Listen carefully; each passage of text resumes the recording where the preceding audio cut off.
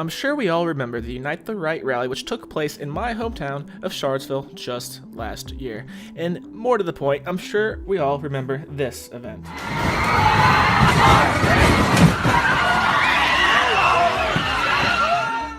The mainstream media was quick to find a villain, quick to crucify this man in the media, label him a Nazi, and continue driving home their agenda. But it turns out there's a bit more to this story.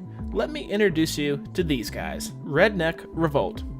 As you can see from this picture and these colors, this subset of Antifa has adopted guns and embraced the fact that violence is probably an inevitability, and they want to be prepared. This subset of Antifa actually has 30 chapters spread throughout the United States. But we need to bring this back to Charlottesville. Bring this back to the death of someone I actually knew in my real life, Heather Hare. Meet Dwayne Dixon.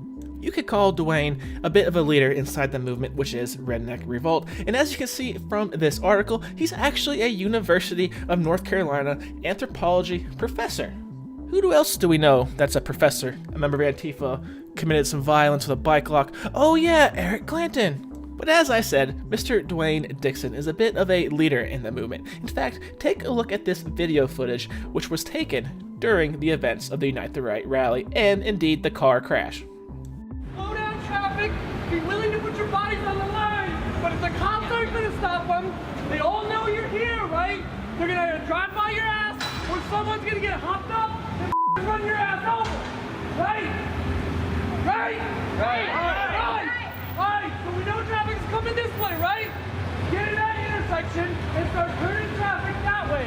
Get someone down the next block to start screaming and comes towards us, right? Right! Move! Some of you stay here, some of you that are willing to put your down, go over there and get ready to get hit. So you heard the professor. He was expecting violence. Indeed, he was hoping someone would get hit. And take a look at this Facebook post. He says he takes perverse pleasure in having attacked the car of James Fields, which then hit the protesters on 4th Street. In other words, he's saying he attacked the car and caused it to flee, which ultimately caused the death of Heather Hare. Take a look at this map. You can see 4th Street on the map, and you can see what was renamed Heather Hare Way. This is exactly where this individual was giving his speech. How do I know that? Because I live here. I see it all the time.